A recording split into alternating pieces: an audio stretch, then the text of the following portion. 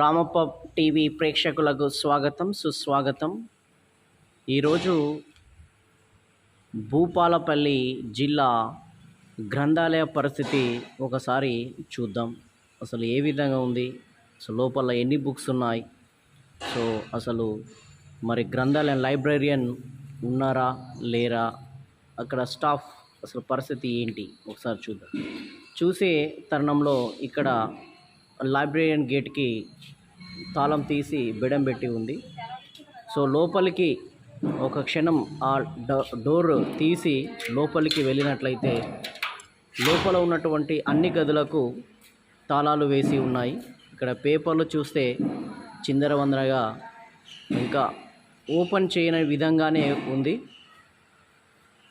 ఇక్కడ ప్రతి గది తాళంతో నిండి ఉంది.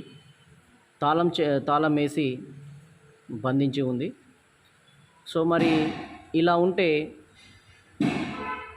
ఉద్యోగం రాని నిరుద్యోగుల పరిస్థితి ఎలా ఉంది? వాళ్ళు బుక్స్ కొనుక్కోలేని పరిస్థితిలో నిరుద్యోగులు ఉన్నట్లయితే మరి వారి పరిస్థితి ఏంటి? ఈ తెలంగాణ గవర్నమెంటు అయిపోయిన తర్వాత కాంగ్రెస్ గవర్నమెంటు వచ్చింది. మరి కాంగ్రెస్ గవర్నమెంటు ఒకసారి చొరవ తీసుకొని ఇలా లైబ్రేరియన్ విధులకు రాకుండా ఇట్లా బుక్స్ చదువుకుందామని నిరుద్యోగులు వస్తే వాళ్ళు వెనుదిరిగిపోవడం, ఇలాంటి పరిస్థితిలో ఉన్న సిచ్యువేషన్ చూసి సో ఒకసారి చూడగలరని, అంటే నిరుద్యోగులకు న్యాయం చేయగలరని కోరుతున్నాను. ధన్యవాదాలు.